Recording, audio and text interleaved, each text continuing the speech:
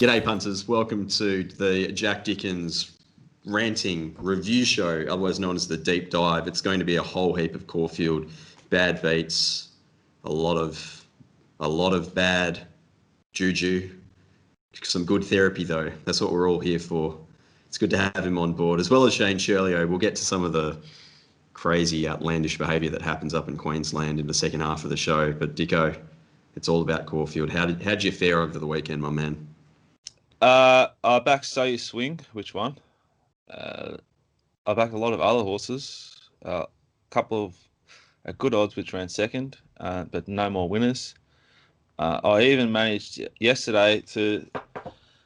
I don't know if I'll be happy or disappointed with this, but I was very close, as I showed you boys, to backing Extending to beat Excelman yesterday at Sale, and I didn't even do that. So, if Dan Andrews, if you're watching, mate, jack@themailbag.com.au, I might be able to stop COVID. Just get in touch. Extending, outstanding. All right, Curly, we'll get to Queensland later on. Do you have just a little snippet for those people who might be interested in what's happening in the second half of the show? Yeah, look, we'll dive into some stats. DVD. We'll dive into some David Vandyke stats and some possible theories and everything else around his remarkable start to this racing season. Okay. Money talks in Queensland more than anywhere else in the world. It's always better than bank interest as well. I'm looking forward to that. As per always, this show is brought to you by Betfair. We'll be getting into the Betfair live wagering later on, and then also puntingform.com.au to produce the great figures that we use in and out. But we'll start with Caulfield. Dicko, we'll start with Express Pass in race 2. Just to get it out of the way, because you found a very good bet here. I backed Legionnaire at about $17, and then it drifted to like 27s, and I went again and like doubled my bet. I just didn't care what the market thought. I was confident that we're getting a good enough. There was nothing untoward that could happen to this horse. It looked like, to me, it was okay on the TV, and I expected it to be ridden with intent. And then for Reece McLeod to ride, you could argue it was the best, greatest ride on the day at Caulfield. Just makes me feel sick, and it makes me angry now, because I backed Reckoning on at Sandown on Wednesday, which he slaughtered. Didn't slaughter, just didn't even like Reece. No horses won from where you are, mate. What are you trying to do there? Why are you out? He's trying to get onto the straight there at Sandown where the V8s go. It was awful. And then I fell into Spencer Tiro, which went off a cliff. Beating SP is not our problem. It's just actually getting winners is the problem. Only this week, it's racing and we're going to go up and down. But what he did to Spencer Tiro at Mornington it might have been Thursday, was just fucking unbelievably bad. Like, just asleep at the wheel. Then for him, there's no way I can back Express Pass with that in my memory and thinking, like, this horse is going to be buried amongst the ruck, worse than midfield. It's surely going to lose momentum. Well, it didn't. He pulled out at the perfect time. He used a little bit of intent early, so it wasn't completely cast. It was, I think, the best ride on Saturday at Caulfield, and a ride I didn't expect. Nick Ryan's flying. Reece McLeod's not, but that was a great ride. And it was just good enough to get us right in the snuffy on Legionnaire, which would have, we're going to do 20 units this month for the movers. That would have been 15 of them right there. We've just scraped home with a victory, a win for the month with the Mounting Yard Mail, or the late mail service. It's pretty hard to do Mounting Yard Mail because the racing.com's just hatred of the parade. Big on themselves though. Big on themselves. Like, you get to watch them talking about themselves whilst you see the ponies parading behind them. Just little glimpses. It's torture. Anyway, Legionnaire, I think you can follow it, but I think it's a pretty good race. I think Windstorm. Wowee. That's all I got. I just want to say, what do you think of Windstorm? You're the sort of West is best man. That was enormous, I thought. It was enormous. The last 200, you look at the punting form results, and it's a monster figure. It's a monster close. Was putting the apprentice on board a positive move? No, but it's clearly not there to be winning first up. They'll be targeting bigger and better things with it. The 6th best last 600 of the day, the 8th best last 400 metres of the day, and the 2nd fastest last 200 metres of the day, the whole day. Now, how do you handle Bob Peters? My theory, which I haven't dived into just yet, but I will be doing it this week, using the punting form stuff, which you can do. There's so much stuff you can do with it. Curls is big on it. Curls is going to use it to justify his DVD theories. I'm sort of thinking 3rd, 4th up. Might see a bit of a flat run from their horses 2nd up, which we saw with Regal Power. Yep. They lull you into a false sense of security, then bang. What do you think? They're grand final trainers. They peak them perfectly, and it often coincides with a market move or support, say 12 to 36 hours before the race, and Pike manages to slot them in a little bit more forward than you expected, Dicko. It'll happen. He'll come up and he'll just launch into you. He'll sneak up behind you and grab you, and you'll be like, how's he there? How's he there? I've found basically, I thought every horse other than Regal Power that they trained in those silks was enormous on Saturday, and they're all sort of going to go in the black book. Yeah. I thought the other horse out of this race, which is quite interesting, is Rulership. Yeah. Rails in Run was inferior at Caulfield. I'm confident in that. Most of them, there wasn't even that many horses which were Rails in Run. They all sort of got off. Only Behemoth. Which, geez, well. Boom. Didn't the Seas part for it? Even if they didn't, it still would have won. We'll get to that later. But I thought Rulership was a really good effort and sort of said, yeah, I'm a decent 3-year-old. I'm not just a 2-year-old horse. So I think Rulership can be followed. Windstorm can be followed. Express Pass going great. Legionnaire needs to find the right setup, but there's nothing wrong with what it did. It was a good effort. And if the Seas didn't part and Reece McLeod didn't give Express Pass one of the great riders of all time, we're up and about after race 2, but we're not. Yeah. We weren't. It didn't help in race 1 either, Peter.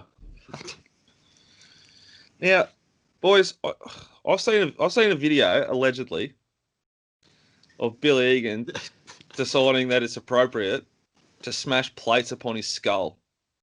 Now, has Billy smashed one too many plates upon his own skull that he's caused irreparable damage to the way he thinks when he rides horses? We're going to show you the replay of WUT, which at some stages was 8 lengths last on a windy day. Like, if you want cover, at least get the cover, man. Like, wow. Then, coming past top ahead, I'm looking at Peter's beautiful Bernard Fanning type skull here. I'm not watching the replay, but top ahead, about the 800 or the 600, the field sort of really slows down. He builds nice momentum to catch up to the field. He's got the $2 favourite with much less weight than him right in front of him.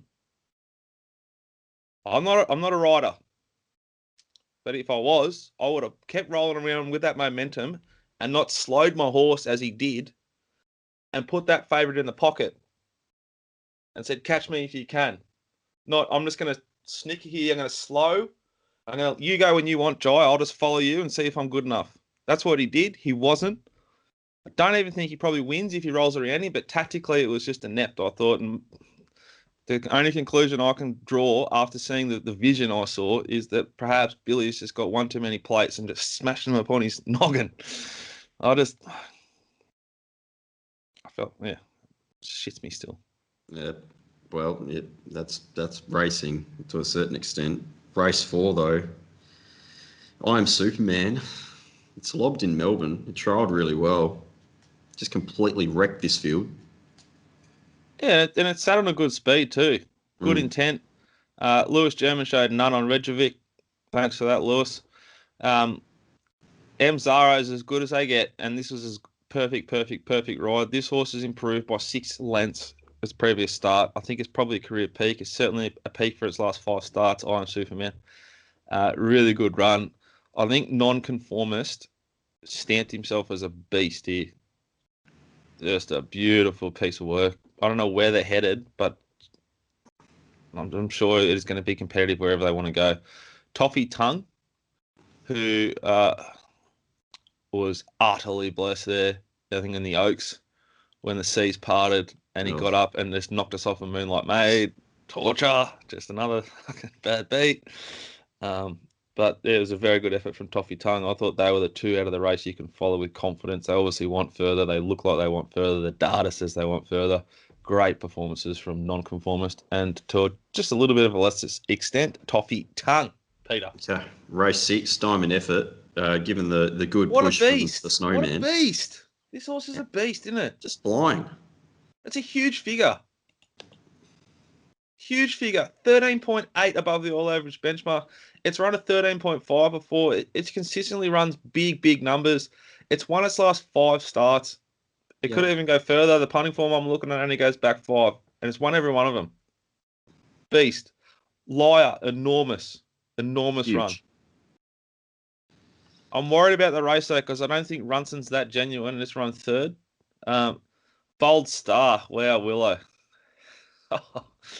Real big, heavy snick job mid-race. And this thing has just grown wings. Like, this is a beast, Bold Star. I don't know where they go with it, but it's going to be competitive in any kind of race. It's run a Group 1 figure here. Most of these horses have run Group 1 times here. Superstorm, Peter. Yep. What do you do with it? It's run bigger figures. It's run a 14.3, which would have won this race before. It's run double figures before. It's obviously a horse with enormous ability. It looked like it got through the line very, very nicely. Yeah, it's not an 1,100 metre horse. He'll be on track for something mile to 2,000. I would say they're looking at something probably weight for age, 2,000 metres or so. That would probably be about right for it. 2,000 metres. Yeah, I think so. Cox Plate. I would imagine it would be looking at that sort of race, yeah. Well, considering it's run the third fastest last 200 metres inside this race against proper sprinters, wow, scary. It's a hard race to pen anything. Like even Rock Profit, who's run second last, clocked the 4th fastest last 200 metres inside this race. And it did it almost went to Caulfield Station. It jumped the car park and almost went to the train station there. So big effort, Rock Profit, even though it's ran second last. Good race. Diamond Effort, beast. Plenty of winners will come out of this race. Okay, race 7. I mean, the Wish threw it out there. Craig Newitt riding for Mick Price. But there's quite a few different angles and looks you can have at this race. I'm still trying to work out how Tagaloa didn't win after being everywhere in front other than, say, the last 40 centimetres of the race. But I can tell you why it didn't win. Okay. We were on it. We were on it. Oh, my God. Curly, what do you think of this race? I don't know. I don't really have a firm one there. I just bit like you guys. I thought Tagaloa was off the canvas and winning. Just followed you guys in basically. It was quite green, wasn't it? The way it ran through the line, like the final sort of straight 400 meters, it wobbled a bit. It was hassled. It looked beaten, and then it looked beaten, and then looked the winner again, and it was a strange one. I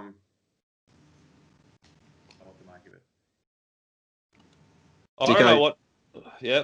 I was just going to say that Crosshaven was supported on the day as well. Hemorrhaged, didn't it? Yeah. Hemorrhaged. What did you make of its run? Pass mark. Yeah. I think the run of the race is Flying Award. I think it'll be the best horse out of this race, better than Tagaloa.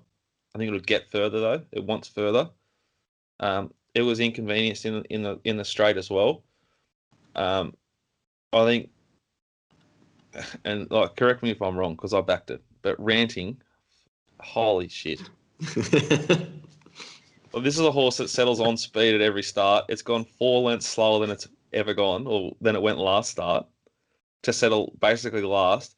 It also swapped its Mikey card at Caulfield Station. It fucking was that wide and cast. It could have, if he could have taken, but he went real wide. It savaged the line. I think Ranting's a really good horse. They run no time here, so it's hard to get overly confident. I think Immortal Love got the peach. Beautiful momentum. Well done, Craig. Good ride. Flying Award beast. Target lower, I think it just improves. If they met again, I'd just be looking. It's going to be a group race, so it's going to be race 6 or later. I'd just be backing Target lower if we're at Moonee Valley and it's on pace suited. But if we're at somewhere like Flemington, I'm just going to be launching into Flying Award. I think it's a really good horse and probably one of the better horses from this meeting. I think. But ranting, like, fuck me.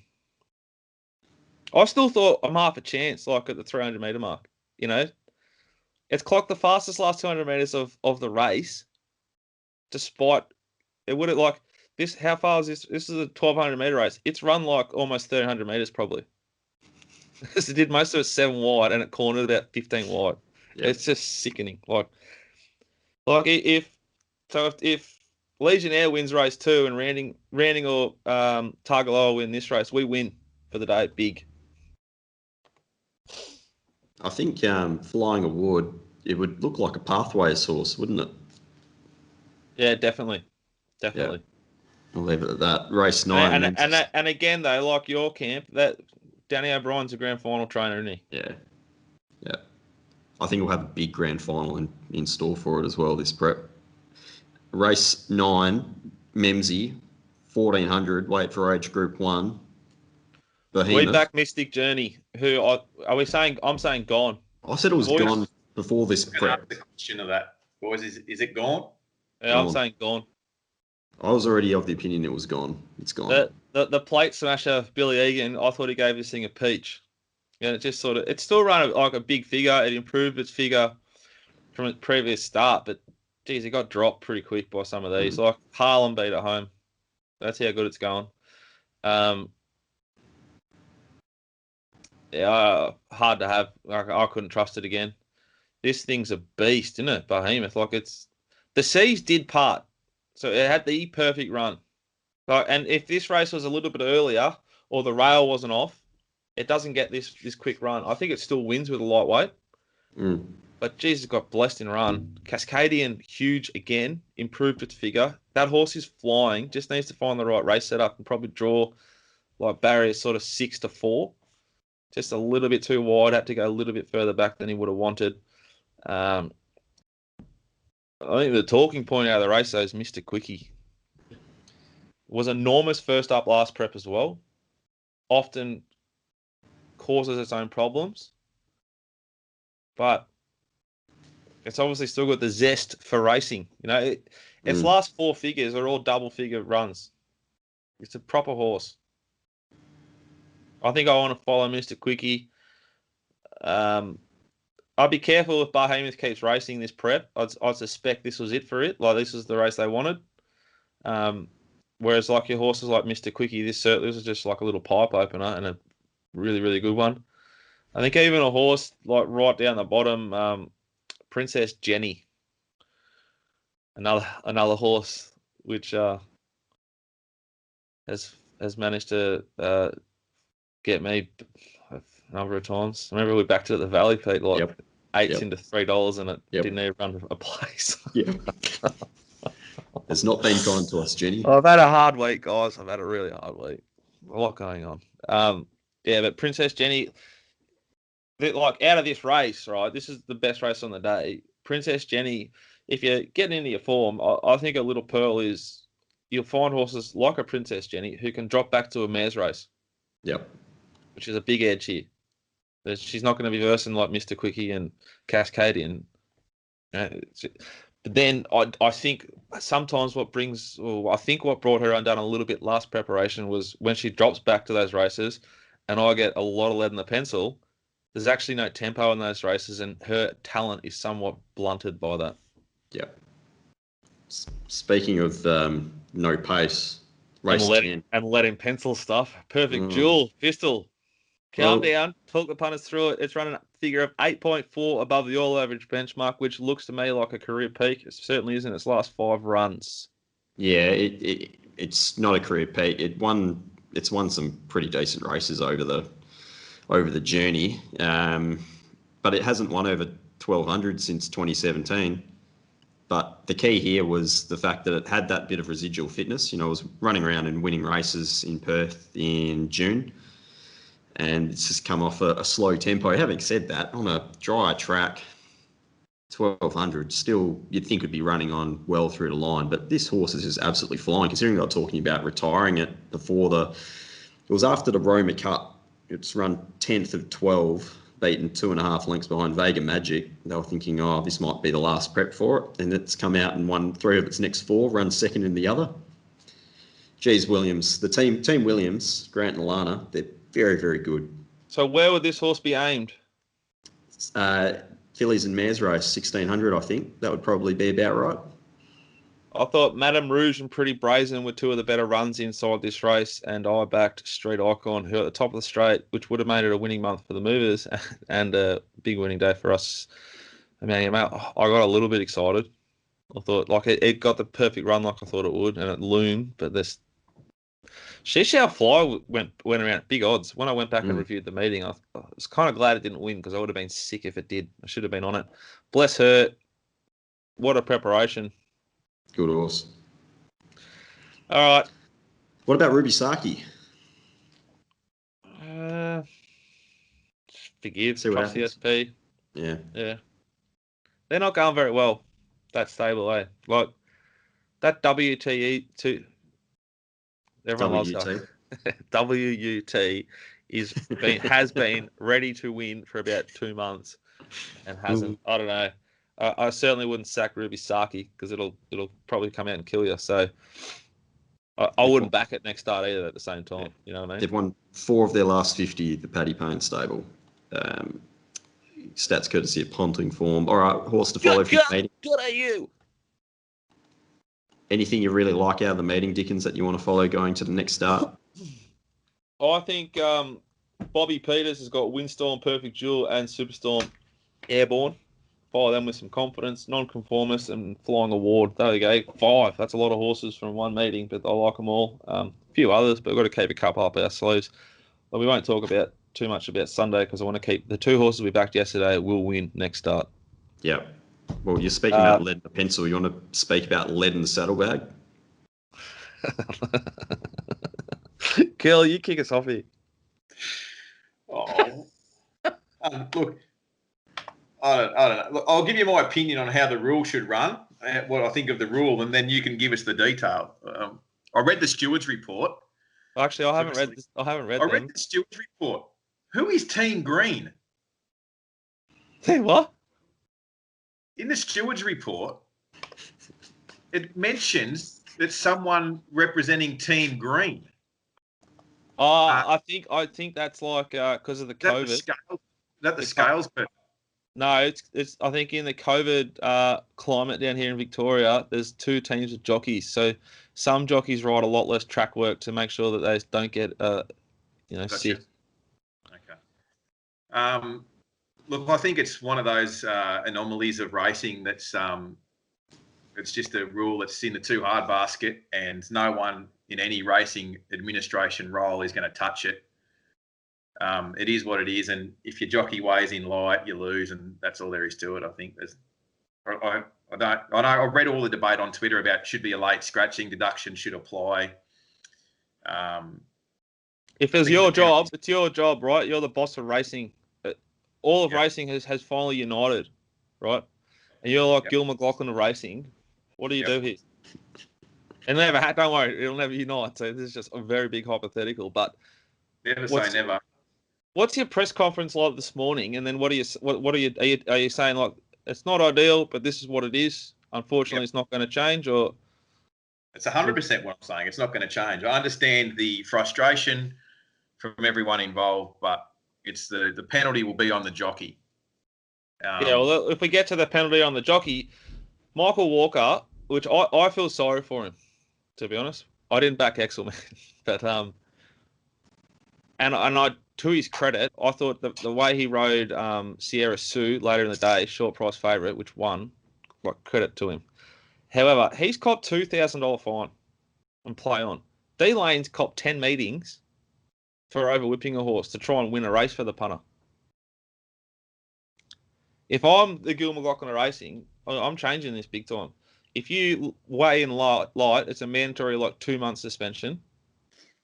And I think the horse should get scratched and deductions applied because it happens so rarely. And my reason for that way of thinking is if I'm trying to convince my brother to get into horse racing and he backed Excelman, doesn't understand the sport that much, watched it win, roared at home, goes to collect, it's been disqualified at weight in light, 99% of those new punters are expecting at least to be refunded. Yeah, Can look, I just ask, what happens if you laid the horse? It's a complete fill. Yeah, And that's another big can of worms, because this horse would have matched a lot of money in play at $1.01. And if I was in the mounting yard and I saw that thing slip out, the lead bag slip out, or if someone else saw it slip out, you just open a can of worms, don't you? Yeah. It's hard to believe. I wouldn't lay it because that would be the wrong thing to do. But it's a real big can of worms, because you're finding someone 2,000, whereas there would have been 100,000 matched, or 40, 50,000 matched at $1.01. Would there not have? The rules and the rules need to change around the way the gear gets from the jockey from getting weighed out to coming back in. I'm surprised, I'm probably speaking from experience in Queensland here, and if you say with all due respect before you say something, you can say whatever you want afterwards, right? So and we like to say allegedly. With all due respect, I'm surprised this doesn't happen more often. Jockey weighs out, hands the saddle to God knows whoever, who then takes it. They have valets. And then they give it to a strapper or a stable hand, and then that strapper or stable hand walks over and saddles the horse up. Right? So I'm surprised it doesn't happen more often. I think they just need to tighten up the protocols around how the racing gear goes from the weighing out process, onto the horse to get saddled, and then weighing back in. It's just a massive can of worms. It's a huge can of worms. We've got punters who are standing on top of utes and on top of ladders to try and bet in play in Victoria in the COVID times. Up in Queensland, there's a young bloke. He's not that young. We know who he is, but he's standing on a roof to bet. People will bet on anything. And if we've got lead bag problems at sale on basically a metro, it's a good meeting with good riders in Victoria, what's going to go on up at Dalby? Well, they need to close the loophole, because I've got a few ideas what could go on. Yeah. And, I don't want to throw shade over it. Knowing my luck, something I lay next week will weigh in light. But it can happen. And especially in these bush races or, country races, we saw it in northern New South Wales. If you want to get one beat and lay it on the fair, well, just forget the neck strap, and it's a fill. They've got to close the loophole. They've got to close that. They've got to tighten up the protocols. That's where I'm at. And one of the bigger loopholes for me, as a analyst, a punter, is when you go to review this race, all the data's dead. Yeah. In the form guide, this thing ran last or didn't run. It said no, it actually probably wasn't suited and put 10 lengths on them pretty quickly. It's a tricky little setup. And so I don't think it'll happen with Excelman, but I think in the situation up in northern New South Wales, Curls, correct me if I'm wrong or elaborate, but there were still decent odds about this horse the next start, because in the form guide and when they're getting the data spat out here to build a price, the initial market is unaware that this horse actually killed him the previous start, just weighed in light. Yeah, I think there'd be a few people that follow that sort of racing in that area would have been aware of it, but there'd be some other, syndicates or, punters out there that would just chunk the data and would miss that. So, yeah, that's an interesting one. I still think it should show up in the form guide. But, I don't know. Why would anybody do anything to help the punter in any role in racing administration? I just think 2000's light, considering how much has been lost by the people who fund the game, and the fact that D Lane got 10 meetings for overuse of a whip. Yeah, I think that's fair. All right, we just heard from future boss of racing, Shane the Ciurleo. We'll head to his neck of the woods with Eagle Farm, and you touched on it before, Curls. DVD. He owns Queensland at the moment. He does. Now, before we start,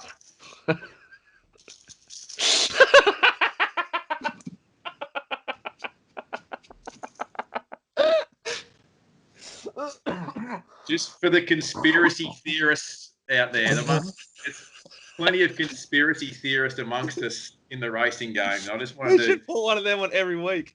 The problem we have, and I think it's probably, we've seen it in the last, I don't know, I'm going to put a figure on it, it's an arbitrary figure, and call it 5 years, is that we have been accustomed to believing that when things are too good to be true, they are too good to be true in racing.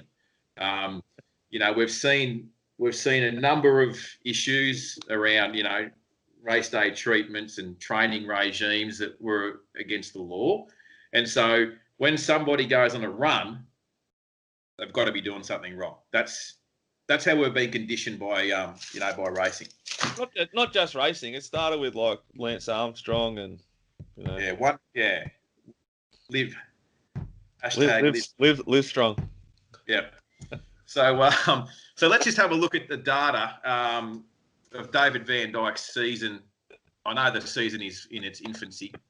We've just kicked off. I'm not sure when the graphic will come up on the screen here, but this season DVD's had 23 runners for 11 winners, striking at 47.8% with a 99.8 ROI.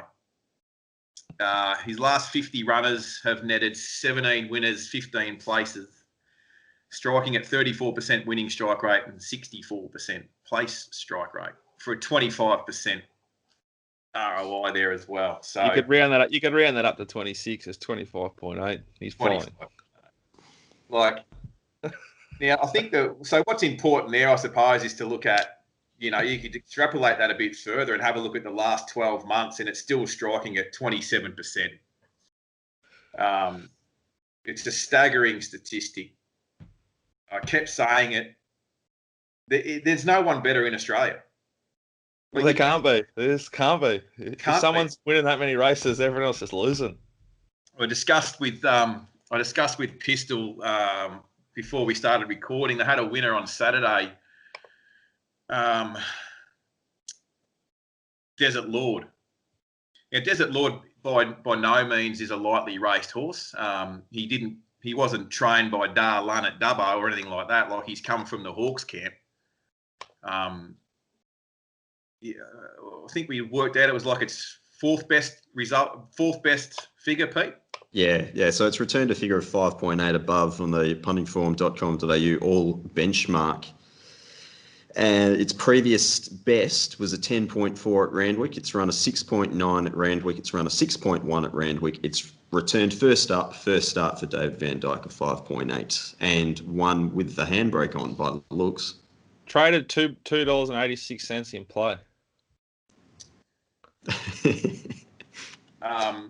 I couldn't even click, right? I couldn't even click on the in play because I had tears in my eyes. I was laughing that hard. It was dead set in second gear.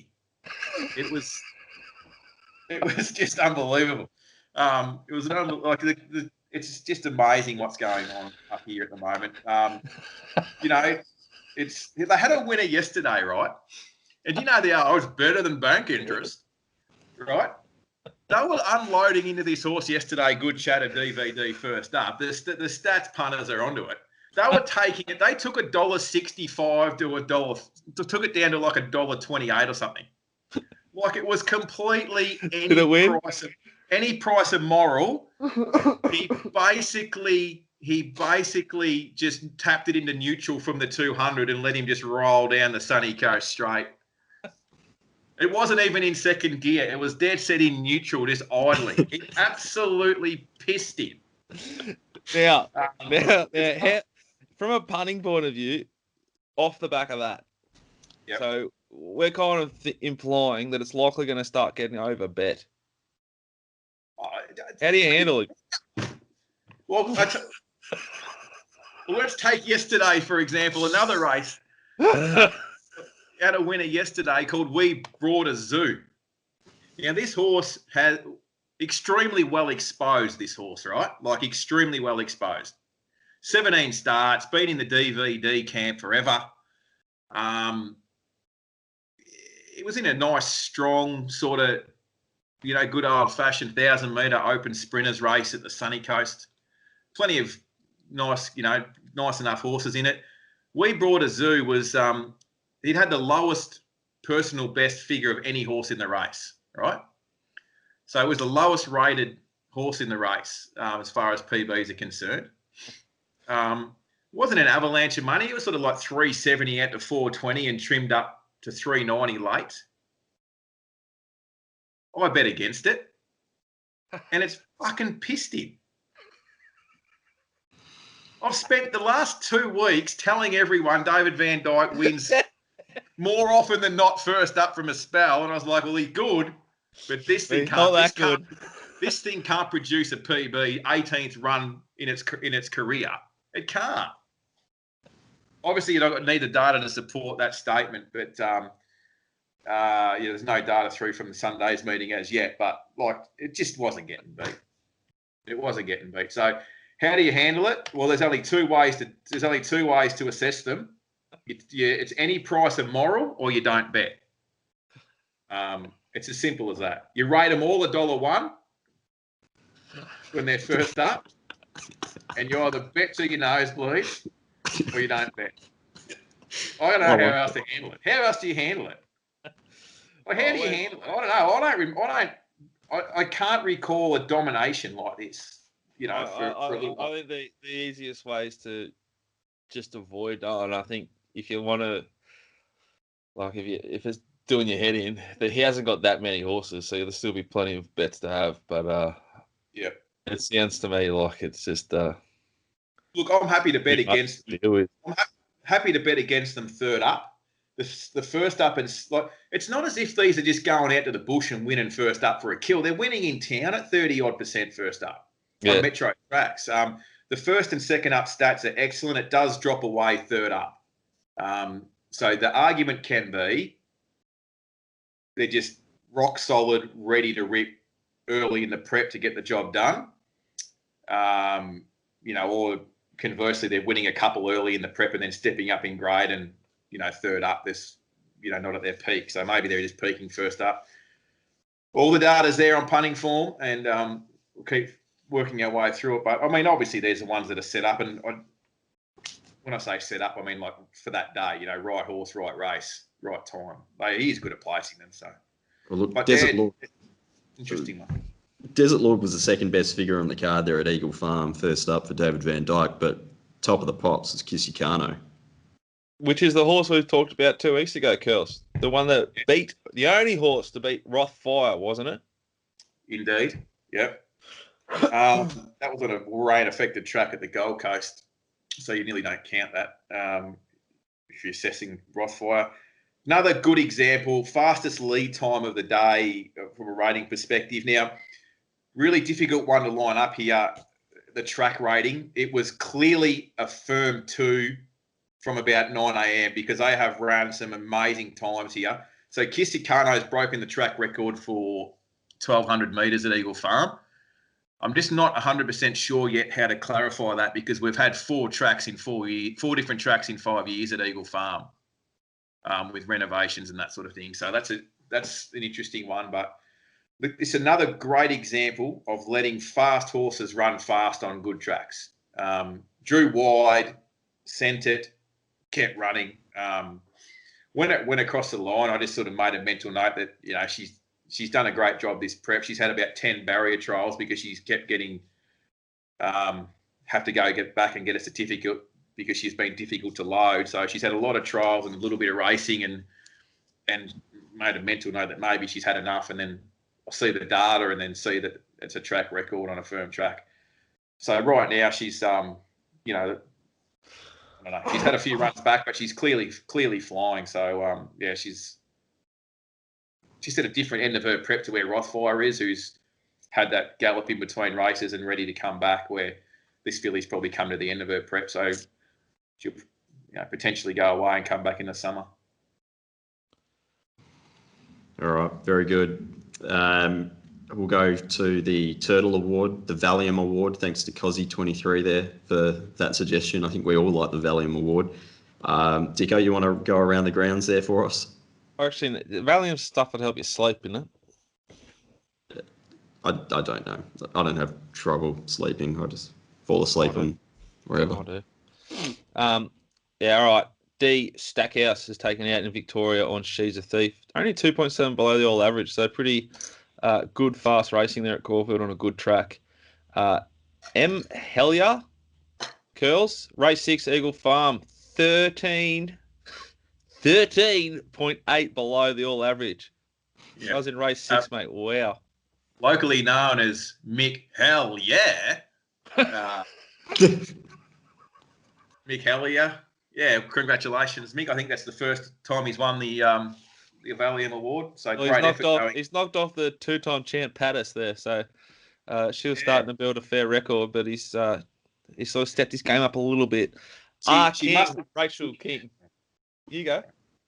Going to say she must have heard that she's won the Turtle Award because we're on the leader in race 4. They're all important at Eagle Farm, and Alex drew the outside gate with a 300-1 pop and completely fucking torched us from the 1,000 to the 600.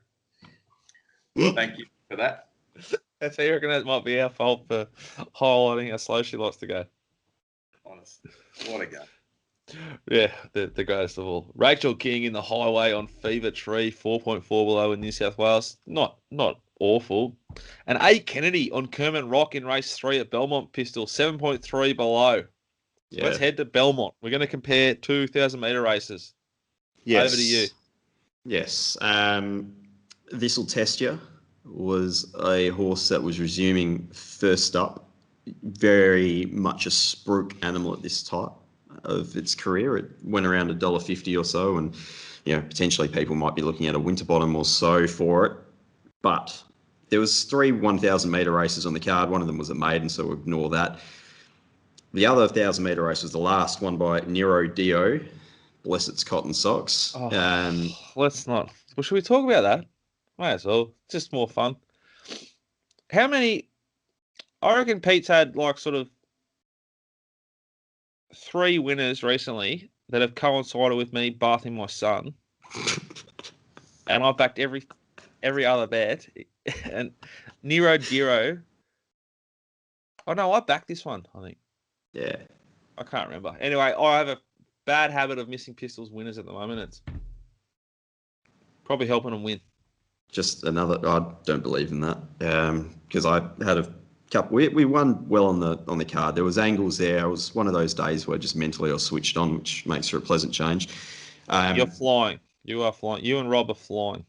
But look, we'll just compare these 2 races because in this will test yours race, it's led at 0.4 lengths fast to the 600. So basically bang on even. In Nero Dio's race, the leader was We've Got Dreams, and it went 1.3 fast. So there's 0.9 lengths separating the 2 lead speeds. So pretty comparable, I think. This will test has returned 3.1 lengths on the all-average benchmark figure. It was eased over the last, say, 100 metres because Mitchie Pateman wanted to give the horse a pat on the back of its neck before it went across the line, which he was reprimanded by stewards for doing so. And Nero Dio has recorded 4 points. At least he weighed in on the right weight. Yeah, exactly. But Nero Dio's beaten it by 1.5 lengths on the all-adjusted figure. So for me, this will test you has still got a fair way to go. It wasn't a much weaker class, or a restricted 1 Metro win class of race there on Saturday. Nero Dio won a benchmark 72, but we saw when this will test you stepped up in grade last prep into a benchmark 78. It failed, ran 5th behind Caracapo, and then it backed up afterwards in a benchmark 76 and got knocked off by Shinju. I'm suggesting that this horse will go around very short next start, and it needs to lift probably another 5, 6, 7 plus lengths to be contending some of these good races later on. Not to say it can't do it, but I think it will be gross unders no matter where it goes so far this prep. Outside of that, information. Oh, it's just right there. It's easy to compare. 2,000 metre races. You've got the punting form data to just put it there. Nero Dio is a serious animal. And its PB is still better than this will test you by close to 2 lengths. So, this is the rage bet. Yeah, I remember now. It was the rage bet. But there was one other race on the card that we have to touch on, the Idyllic Prince Stakes. We mentioned Free Trade first up, was a bit plain when it was basically pantsed by Saracino, who led by 6 lengths, and basically the rest of the field didn't take part. Saracino led this start, didn't lead anywhere near by that length up front, and Free Trade was just cruising, had all handlebars down the straight and just put them away. But again, this is a 1,300 metre race. I still have queries as to whether or not Free Trade will get a really strong mile, and that's what it's going to be aimed at with the railway coming up later this prep. That's basically all out of the Belmont card. There's a couple of horses to follow. We'll throw those through to subscribers. They'll be in on it. I'm not going to put them publicly because I don't feel like doing that. Well, there's not a lot of options out there anyway. But what is a good point to make? If you're watching this at home and you're starting to take it a little bit more seriously, or you want to sort of get into it for the spring, you can go and add what Pistol has just said. You can black book this will test you. Doesn't mean you're going to back it. You can black book it to say this thing might be gross unders next start, just to remind yourself. You can add a note to that horse, that race. You can do everything with punting form. You need it if you want to get sort of serious about what we're doing. What else should we do today, boys, or is that about it? That's probably about it, isn't it? There's week ahead. Yeah, week ahead. Curly, you're the one that we need to focus on there. Week ahead is we've got a punter palooza on Saturday. Actually, I'm going to be very light during the week because on Saturday, to be a case of this, we have the Metropolitan meeting at Doomben during the day. We have 2 provincial meetings in southeast Queensland. We have Aquas Park, Gold Coast, and God's Carpet, Gatton in the Lockyer Valley. And then we have Toowoomba Saturday night. So I'm sort of anticipating the Gatton card will be early, it'll be 11 a.m. start, sort of 4 o'clock finish. I'll be driving to Gatton to do the yard and betting out of the yard at Gatton. And then I'll be back in the car and flying up the hill to Toowoomba to do Toowoomba Saturday night. Which is great content for those who are lucky enough to get it, because Curly Jr. is the designated driver. Senior sort of relaxes into the finishes off a big day. We might need to get you a little intern for Saturday by the sounds. Yeah, it'll be big. It'll be a big day. So I'm not going to do a hell of a lot during the week. There's Emerald on Tuesday, unless something pops up there. They've got the Metropolitan midweek at Eagle Farm. But, I'll just be all focused on Saturday covering the 4 meetings.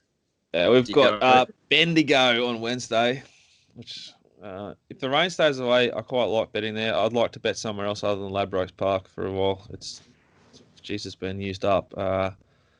Unlikely to bet through the week other than that. And then we've got the Valley on Saturday, which will be good. And Geelong on Sunday, they'll kick off some nice horses at that Geelong meeting normally, some younger horses. So look forward to this week.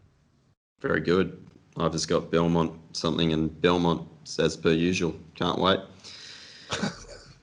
Before we wrap up, we will touch on Betfair's biggest bets of the week.